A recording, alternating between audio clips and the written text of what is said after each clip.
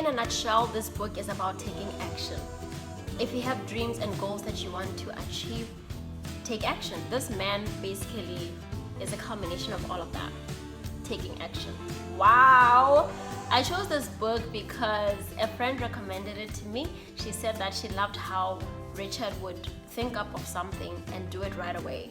I thought, I need to get this book. And I did. And also because I go to his gym.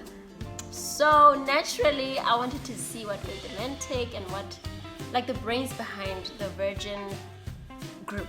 Yeah, the Virgin group. So I'm going to give you some huge takeaways that I got from this book, and I hope that they will add value to your life as much as they did to mine. Number one is that this man always thought about something bigger than getting money from his business ventures. The first thing that he always went after is service, giving people service as opposed to wanting money from them.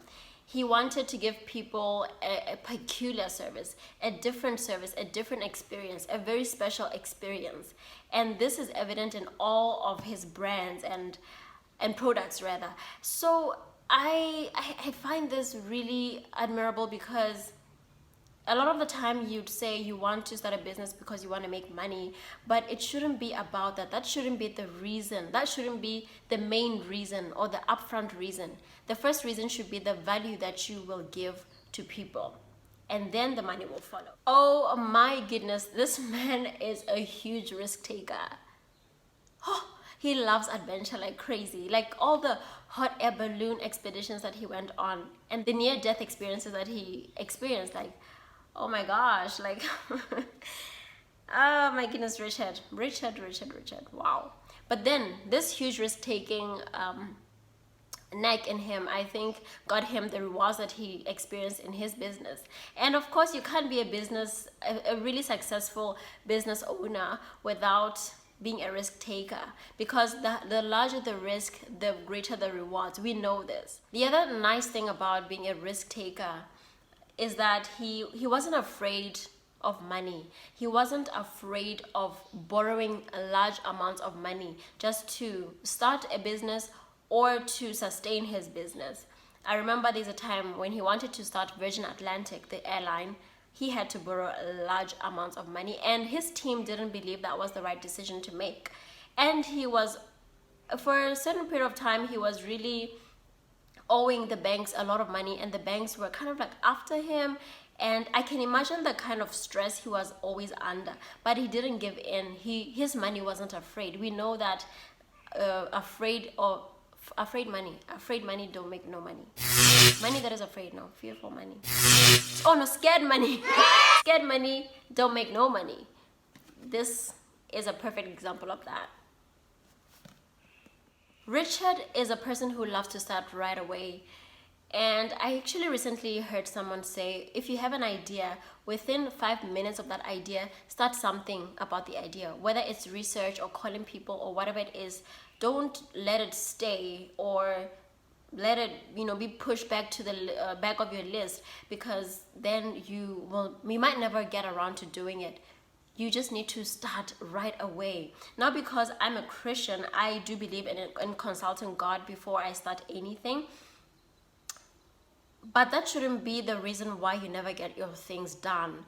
You need to adopt a habit of starting something right away, even if it means it's a prayer concerning that thing. Pray right away. Be like, God, I have this idea. What do you think about it? Write it down.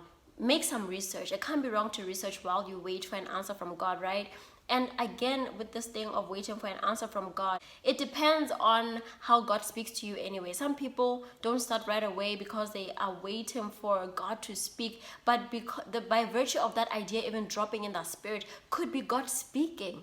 Have you thought about that? So I actually just want to encourage you to start right away, because it then beats that procrastination habit that we sometimes have.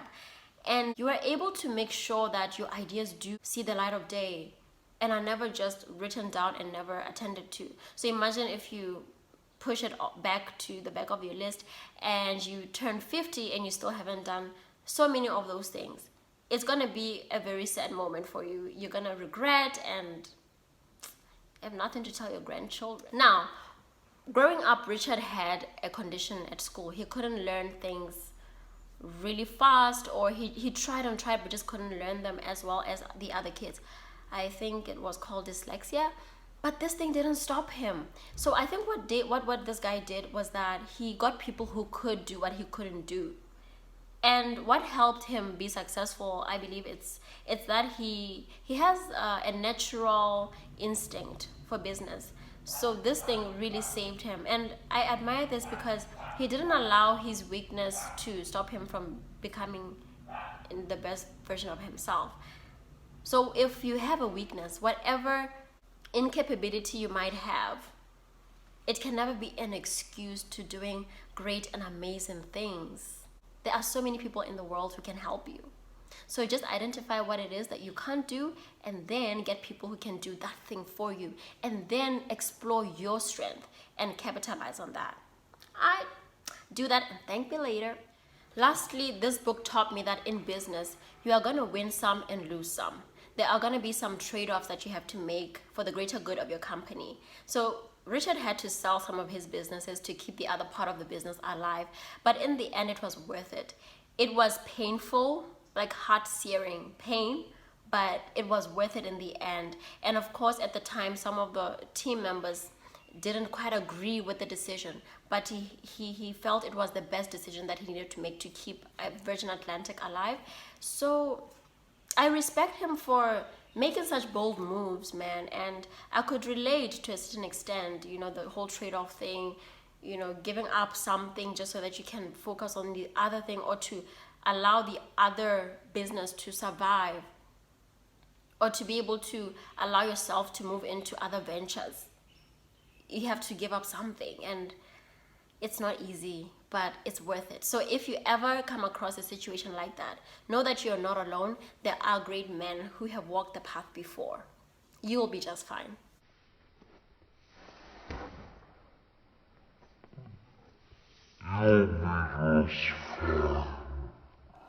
That is the end of the video. I hope that you have gotten something. Comment down below if there is something that you learned or got inspired by from this book. And also don't forget to hit the like button and subscribe. Until next time, I'll see ya. Bye.